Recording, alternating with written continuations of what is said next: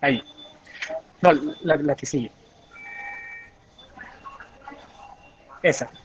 Entonces ustedes se dan cuenta, aquí hay varias cosas que uno tiene que empezar a entender cuando habla de compromiso neuromuscular en el paciente crítico. Y cuando uno ve estas recomendaciones, como tú la pones ahí, que si bien es cierto, es el paquete de liberación de ventilación y paciente de liberación de la UCI, realmente lo que uno le dice es, oiga, haga el cuidado intensivo de la mejor forma posible, cause la menor cantidad de daños. Porque tú veías que las recomendaciones que uno tiene para esto es, utilice un manejo adecuado del ventilador, fíjese metabólicamente cómo está su paciente, preocúpese por los niveles de glicemia y por todo el componente metabólico, mire los medicamentos que está utilizando, mire las sedaciones que está utilizando porque todo eso repercute. Ahora, si yo me bajo la fisiopatología, cuando uno habla del compromiso neuromuscular en el paciente crítico, lo que está hablando realmente es de microcirculación, porque lo que nosotros vamos y el daño principal que se produce en estas estructuras específicas es de la vasa vasorum o la vasa nervorum, y son esos vasos bien pequeñitos que me están alimentando ese nervio que finalmente se va a convertir en una lesión neuropática, o son esos vasos pequeñitos que me están alimentando ese músculo. Entonces es lo mismo que nosotros hablamos de microcirculación en otros escenarios, es adaptándolo específicamente a la lesión muscular. Entonces, pues por eso es que es importante entender esto, y mucho más allá de eso, el saber que lo importante es qué paciente estoy mandando yo a la casa, qué condiciones va a tener ese paciente que se va a ir a su casa, va a ser un niño que va a poder seguir jugando como lo hacía antes, o definitivamente va a ser un niño que salió de un año de la unidad y que nunca en la vida va a poder jugar fútbol o va a poder ser ese niño activo que uno hubiera querido. Esas son cosas que uno empieza a valorar acá. Los adultos lo tienen muy claro, porque la mayoría de los adultos que entran a una unidad de cuidado intensivo, la funcionalidad se les deteriora muchísimo. Muchos de esos pacientes no pueden volver al trabajo que tenían anteriormente, son muchas cosas las que pasan, y todo va en este tipo de manejos de las cosas que nosotros tenemos. Ahora, una de las cosas en las que tú haces énfasis era la falta de herramientas para poder categorizar esos pacientes, y es cierto porque desafortunadamente, a pesar de lo importante como tú lo recalcaste, y creo que la manera como hablaste y la manera como lo expusiste con esa vehemencia, pues le hace a uno prender alerta sobre esto, pero desafortunadamente algo relativamente pues nuevo. Cuando digo nuevo en medicina son cosas que tienen 15 años, pero pues nuevo en el que nos estamos fijando ahorita en esto, después de sacar durante mucho tiempo pacientes de la UCI, pero ahora sí entender qué pacientes vamos a sacar. Entonces, no tenemos una herramienta para estadificarlos. Sin embargo, ¿qué pacientes están en riesgo de tener esto? Yo digo prácticamente todos los pacientes que están en la UCI. ¿Qué paciente que está en la UCI no va a estar más de 3 días? Muy puntuales. ¿Qué paciente que está en la unidad no necesita un ventilador? ¿Qué paciente que está en la unidad no necesita una sedación, no necesita un soporte metabólico, no necesita un soporte esteroideo? Entonces, desde ese punto de vista, no tanto como para evaluar esos riesgos y para saber y para diagnosticar los pacientes, sino saber desde que el paciente entra a la unidad que es un paciente que va a necesitar un manejo para que esto no le suceda. Y dentro de esto, pues una cosa aparte, pues las escalas de evaluación funcional son primordiales en el manejo del paciente en cuidado intensivo. Si nosotros estamos utilizando pacientes para investigación, si estamos utilizando pacientes simplemente para saber cuáles son nuestros desenlaces, tenemos que empezar a adoptar esas escalas de evaluación funcional, porque es con lo que nos van a empezar a calificar en el futuro. Ya el pasar de las mortalidades, que la es del 2%, el 8%, el 10%, está bien, pero tiene que quedar a un lado, y lo que tenemos que empezar a decir es, a nosotros nos está muriendo tanto por ciento de pacientes, pero funcionalmente están quedando en estas condiciones, que es a lo que viene. Entonces, acuérdense de esas escalas funcionales, y tú pones el FSS de UCI, pero pues también tenemos el FSS pediátrico, que es súper sencillo de evaluar y que me sirvió a mí para saber qué tipo de pacientes voy a sacar yo eh, cuando salgan de la UCI. Si se oyó bien o se cortó como siempre. No, no, está perfecto, se oyó perfecto. Muchas gracias, Juancho. No sé si alguien más en el auditorio quiere hacer alguna... Otico. Hola Pablo, buenas tardes. Ahí te No, oímos yo bien. simplemente quería recalcar de esa última diapositiva la parte del empoderamiento de la familia. Creo que un deber que tenemos como intensivistas es propender porque los niños estén acompañados por sus familiares la mayor cantidad del tiempo que sea posible. Eh, Vemos con tristeza como ahora con lo del COVID, una de las situaciones, como muchas, en que nos echamos para atrás, es que entonces decidimos sacar a las familias del lado de sus niños, y creo que eso es un error, y creo que como le repito, como intensivistas tenemos que buscar todas las herramientas posibles para que las familias estén al lado. Muchas gracias, y gracias a Juanita por la presentación. Y de pronto lo que sigue ahorita no es que los papás estén con los niños ahí, sino que tengan una participación más activa. O sea, ¿qué tal sería ese paciente que está en unas condiciones medianamente óptimas, que la mamá le haga los masajes, que la mamá lo mueva, que la mamá sea la que le estire las piernas y se las recoja, que la mamá sea la que... Todo ese tipo de estimulación nos sirve y va a ser cada vez más útil. Y yo creo que ese es el paso siguiente que tenemos que dar, y es la participación activa de los padres dentro del cuidado de los hijos en la unidad. No solamente el pasivo al lado, consintiéndolo y tratando de calmarlo, sino mucho más allá de eso, participando en esto, que es lo que probablemente más frutos daría una participación de los padres.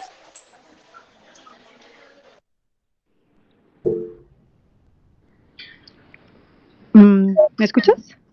Sí, Lorena, dale.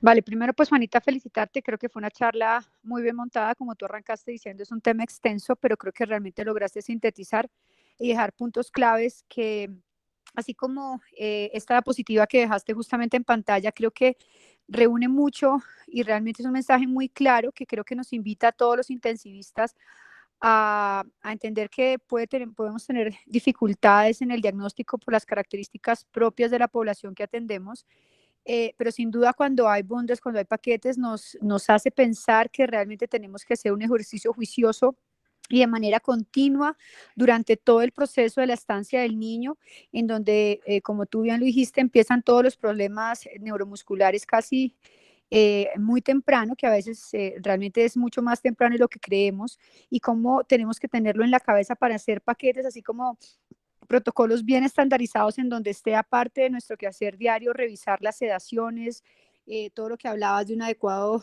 control de los sedantes, control de la parte nutricional y el aporte calórico que hacemos a nuestros pacientes, así como vigilar qué momento tenemos controlada la sepsis para poder iniciar un manejo temprano, estar muy pendiente de los factores que son modificables para poder incidir en ellos y minimizarlos para poder mejorar a este paciente. Y yo creo que esta diapositiva que dejaste justamente en pantalla ilustra cómo tiene que ser un paquete, cómo tenemos que tenerlo en mente para poder desarrollar cada uno de los puntos que ahí están contenidos, y cómo, así como Otico y Juan lo recalcaron, y es muy importante, cada día hacer a la familia una parte activa, como justamente está aquí descrito, que hace no solamente un acompañamiento en términos de presencia, sino un acompañamiento como parte del grupo, que además se va a extender a pisos y que posteriormente se va a extender a casa, de cómo ayudar a este niño a rehabilitarse de un proceso que, si bien es cierto, de una u otra manera va a quedar golpeado por el simple hecho de factores no modificables, pero que por lo menos tenga un mínimo impacto en él una vez, ojalá logre salir de la UCI. De verdad te felicito, fue una charla muy bonita, muy bien llevada, y sé que tuviste que acortarla mucho y requitar muchas diapositivas que tenías previamente, pero nada, felicitaciones.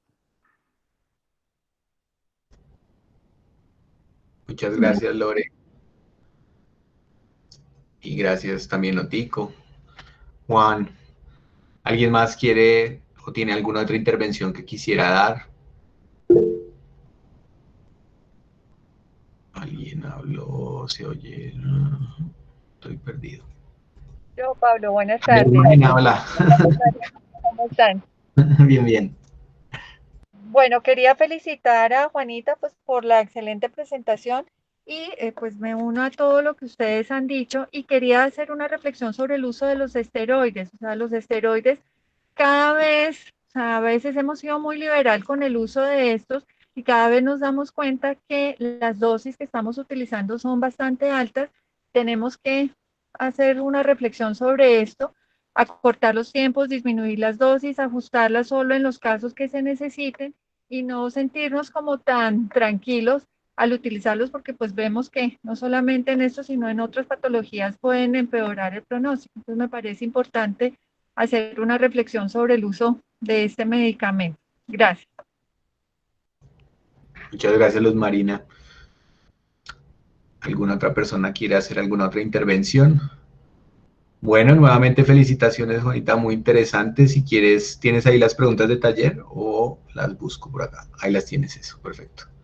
Entonces, la primera pregunta del taller para profundizar este tema es una de las cosas más importantes en digamos, alteraciones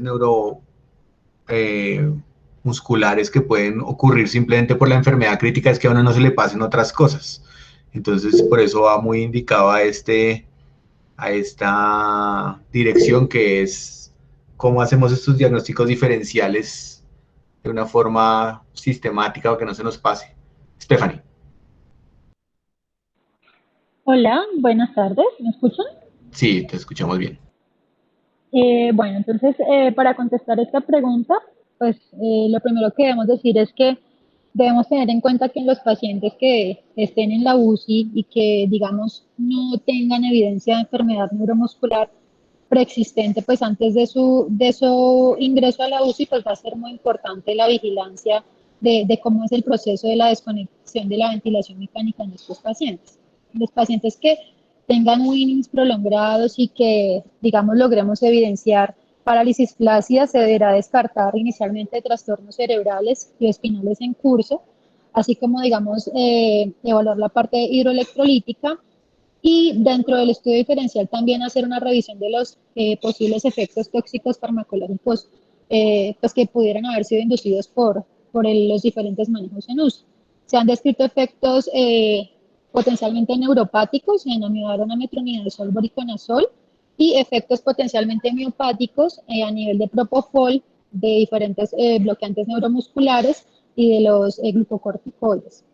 Excluyendo estos diagnósticos pues en pacientes con debilidad simétrica, deberemos ya, dependiendo de los factores de riesgo de ese paciente, considerar que esté cursando ya con una enfermedad o una debilidad adquirida en la UCI, ya sea de tipo miopatía pues, del paciente crítico o neuropatía del paciente crítico. Se debe tener en cuenta que más o menos un tercio de los pacientes que están ventilados por más de 7 días y aproximadamente 2 tercios o incluso más de los pacientes que cursan con sepsis, con gran fenómenos inflamatorios y con disfunción orgánica múltiple tendrán algún grado de alteración neuromuscular, ya sea de tipo neuropático o miopático, pues que inicialmente hacer el diagnóstico, aproximarse al diagnóstico va a ser un poquito complejo y como pues nos contó Juanita, tenemos diferentes escalas clínicas que son pues de difícil aplicación en la población pediátrica y como herramientas diagnósticas tenemos la electromiografía, que también o Juanita mencionó que tiene pues un contexto complejo en el paciente pediátrico y a nivel de las biopsias musculares se describe que se pueden encontrar 3 subtipos miopáticos, que puede ser la miopatía aguda por pérdida de miocina, la miopatía necrosante aguda y la atrofia difusa de las fibras tipo 2.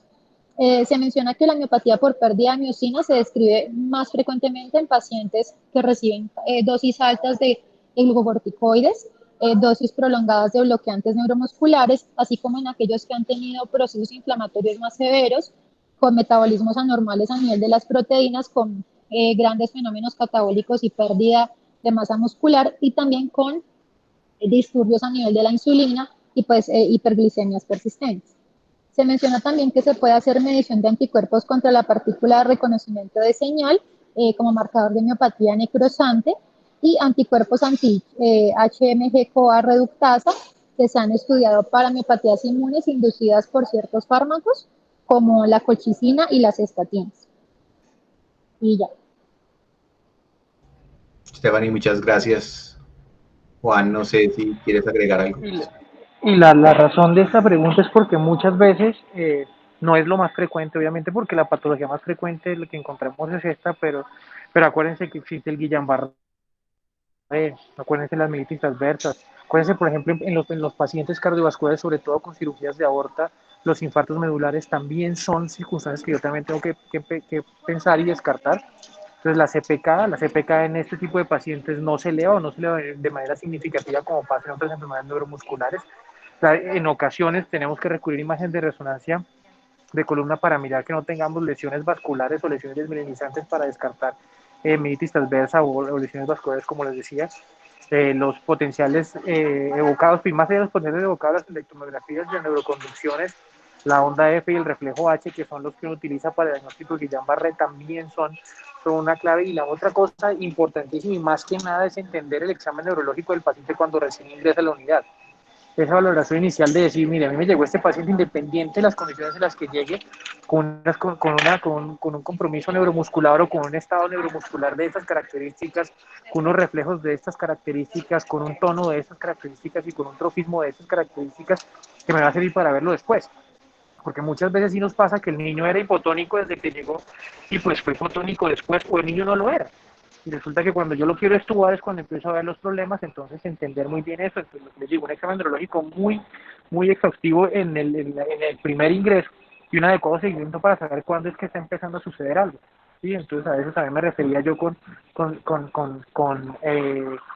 los diferenciales porque los existen y a veces y se nos van a pasar hasta que finalmente alguien en algún momento dice, oye, ¿por qué no le estudiamos? ¿Qué tal haya tenido un compromiso medular? Y busca uno la médula y ahí está la lesión isquémica. Entonces, eso es como diagnósticos diferenciales y pues, dejar de hacer énfasis en el examen neurológico inicial. Muchas gracias, Juan. Creo que varios hemos visto varios de esos casos que nadie se esperaba que fuera otra cosa.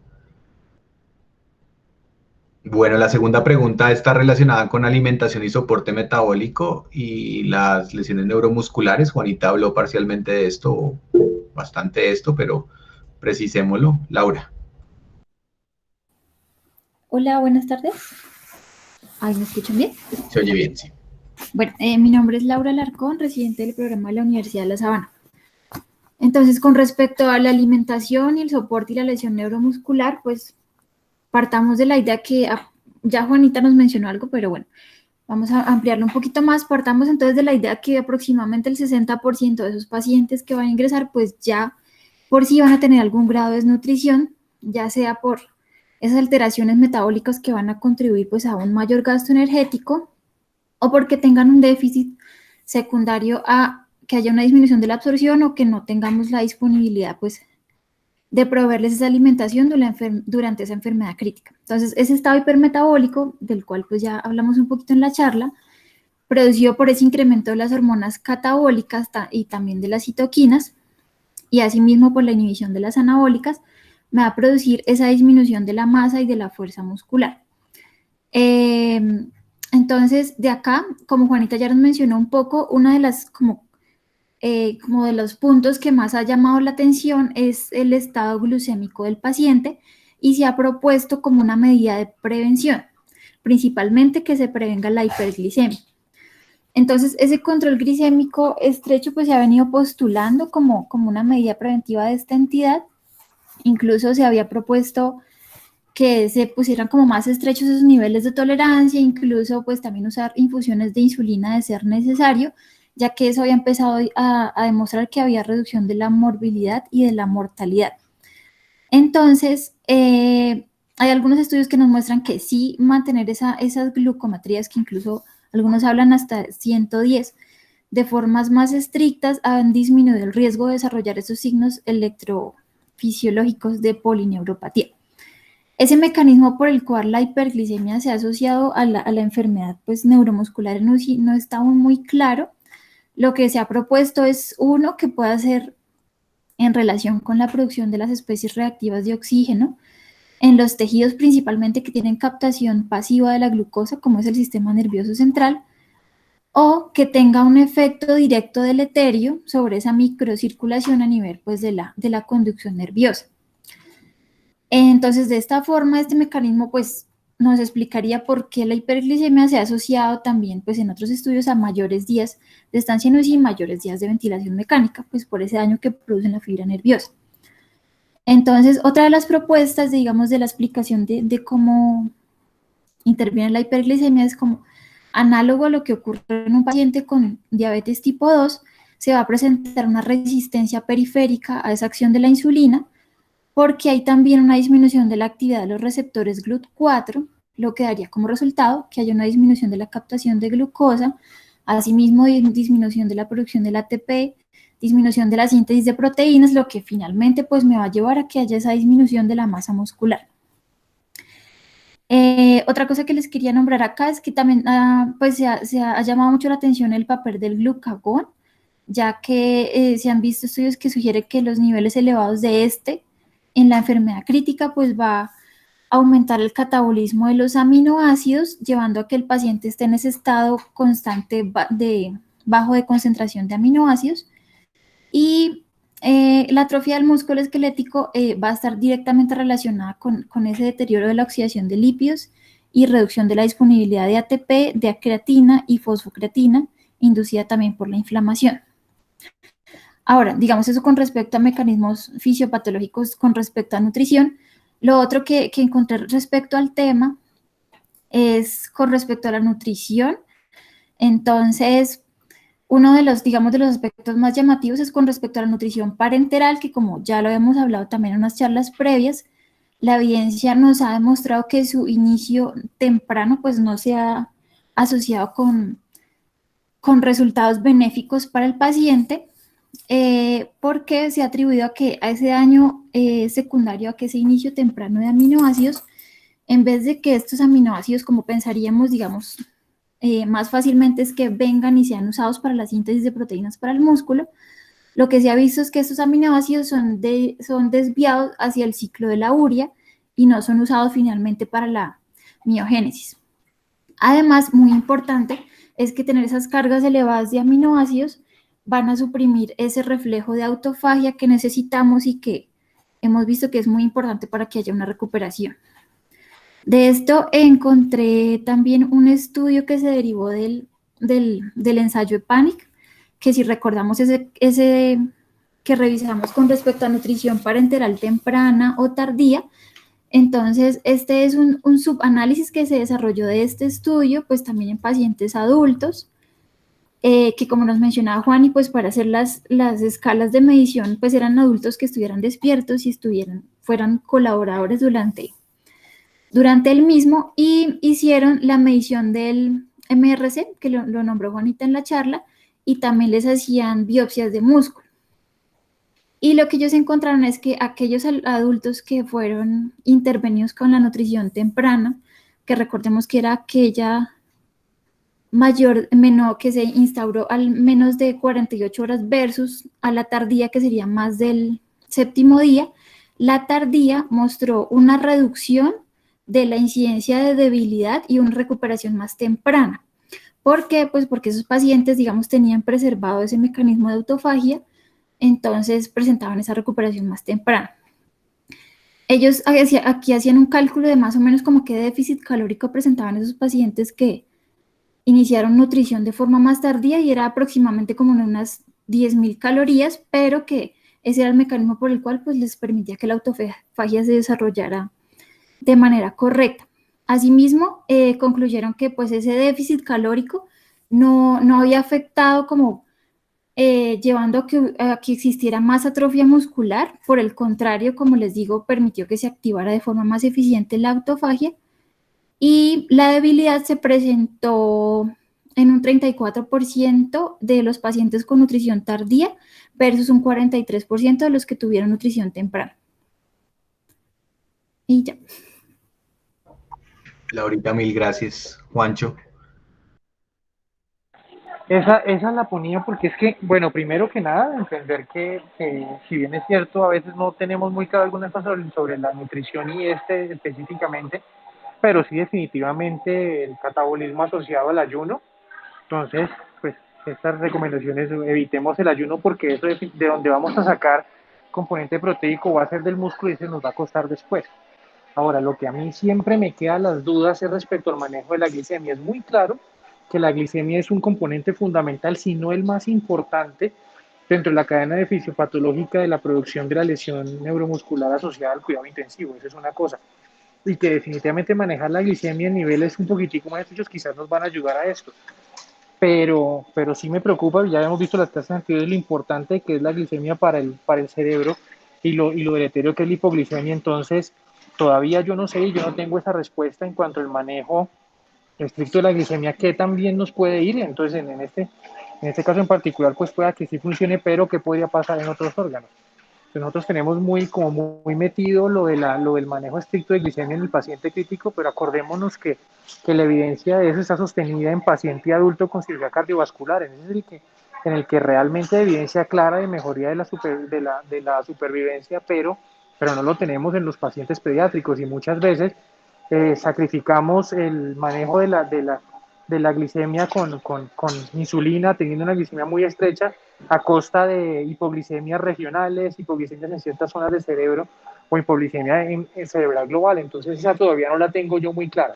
Sin embargo, pues un manejo metabólico adecuado claramente nos va a ayudar con esto, sin ayuno y con una glicemia lo más normal posible, preferiblemente si es una glicemia mantenida en esos rangos a costa del mismo metabolismo del paciente sin tener que apelar a la insulina. Ahí sí quedó abierta discusión porque yo sé que muchos son partidarios del manejo estricto de glicemia, otros somos un poquitico más laxos, entonces pues no tengo la respuesta y no tengo la evidencia todavía y no sé qué tiene alguno de ustedes al respecto. Sí, pues digamos, en principio es lo mismo que creo que pasa con lo de la comida, ¿no? Que pues uno sí quisiera que no hubiera catabolismo, que el paciente se levantara rápido y eso, pero en principio si la inflamación no está modulada, pues es muy difícil que nada de lo que uno haga anti catabolismo vaya a funcionar hasta que no se regule la inflamación. Y una vez se regule la inflamación, pues ahí ya estará el secreto. Entonces la glicemia como estrategia, digamos, directa, pues no controla la inflamación. Luego yo no creo que sea una buena estrategia aislada si no hay control de la inflamación rápido. Lo que debemos tender a mejorar cada vez es poder controlar más rápido la inflamación, pero pues eso todavía estamos lejos, creo.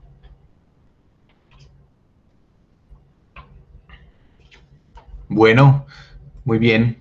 La última pregunta entonces también la habló Juanita mucho en su presentación, pero pues en principio es interesante saber en qué momento entonces sí podemos empezar esta rehabilitación. Dale, Shirley. Hola, buenos días, tardes. Shirley Lamprea, residente de cuidado intensivo de la Universidad de La Sabana. Entonces, sí, Juanita habló de muchos temas del momento del inicio de la rehabilitación y ella dejó muy claro el tema de la rehabilitación temprana. Pues lo primero que hay que evaluar es que se debe individualizar el contexto del paciente y en qué etapa de la enfermedad está, que también Juanita habló mucho de esto, y evaluar el espectro de la disfunción neuromuscular de cada uno de los pacientes. Entonces, yo encontré como un algoritmo o una evaluación de cómo se debería hacer esta evaluación en cada una de las etapas, obviamente pues en un contexto ideal. Toda la rehabilitación debería empezarse en una etapa pre-hospitalización en unidad de cuidado intensivo, donde se tenga la historia clínica adecuada del paciente, cuál era el contexto inicial con que se arrancó, con las características físicas de cada uno de los pacientes y las diferentes formas de evaluación que Juanita también habló durante su presentación. En esa etapa 0 o en esa etapa pre-UCI, pues se habla de esa línea funcional de base que tiene el paciente y cuál ha sido pues todos sus antecedentes hospitalarios y su historia funcional del paciente. Y con eso, con esa orientación, evaluar cuál es ese estado funcional y evaluar cuáles son los objetivos de cada uno de los pacientes. Ya en el paciente en UCI, evaluar esa evaluación de cómo llegó el paciente. Entonces se describen diferentes métodos, tanto prácticos como nosotros podemos, como de los que nosotros podemos utilizar en nuestro diario manejo, desde estrategias de reducción de delirio, ¿no? Estrategias de reducción de medicamentos que puedan ser inductores de toda esta disfunción neuromuscular y obviamente en este punto el compromiso de la familia y la participación de la familia en esa optimización de ese manejo de los pacientes. Se habla mucho también de optimizar esos ciclos de sueño-vigilia, no solo en el tema de la disfunción neuromuscular, sino en el contexto de prevención de delirio. Ya después se habla en una rehabilitación tanto temprana, una rehabilitación tardía y un cuidado también post-UCI en estos pacientes que estamos hablando.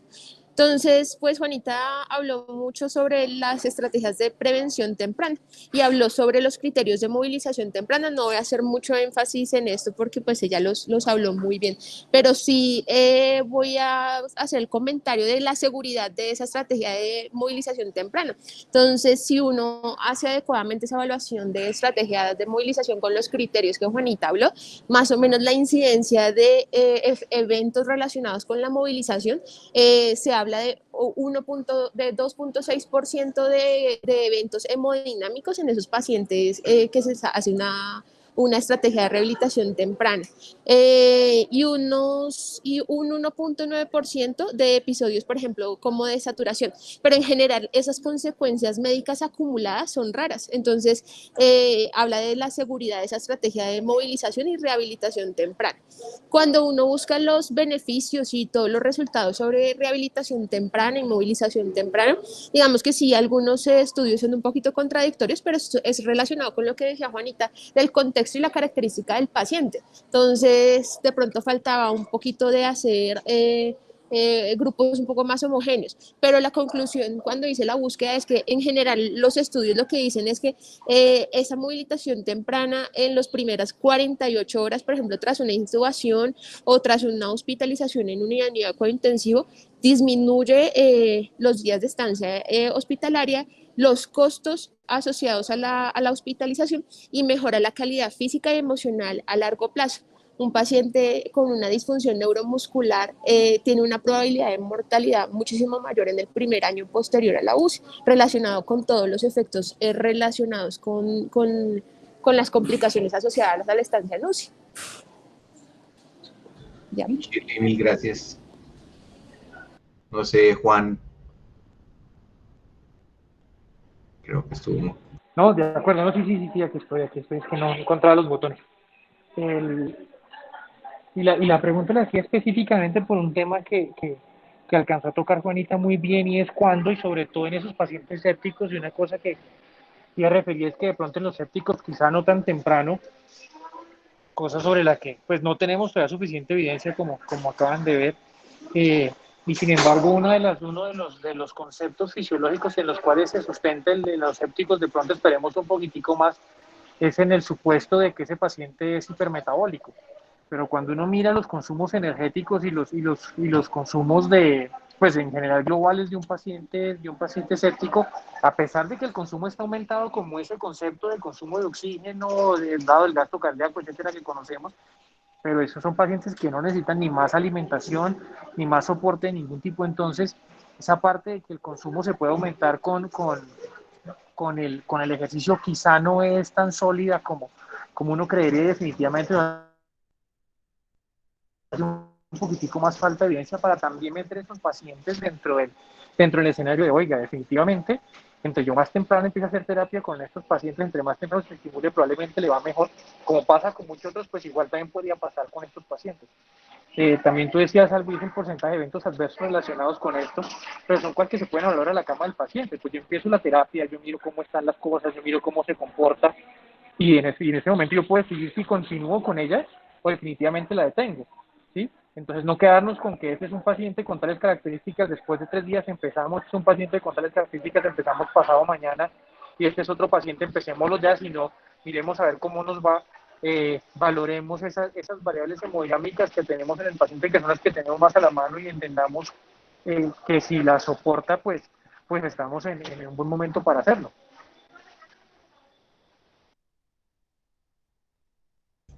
Juancho, mil gracias. Ha sido como muy interesante, es un tema que a veces no nos gusta tocar tanto, porque no tiene la connotación aguda, y han visto lo importante que se ha vuelto en los últimos años. No sé si alguien tiene alguna otra sugerencia, anotación. Alguien había levantado la mano, ¿no? Ahorita no, ninguno. Bueno, muy bien, entonces muchísimas gracias a todos por venir. De hoy en 8 empezamos a hacer un par de charlas que vamos a hablar sobre sedación y analgesia, y sobre abstinencia y delirium, que van a estar muy interesantes, el tema del cual Juan David también nos ha apoyado mucho y sabe mucho, entonces porfa para que estén juiciosos pronto. Tengo para hacerle una propuesta a Juan, pero ahorita lo llamo. Sí, no me lague en público porque así no le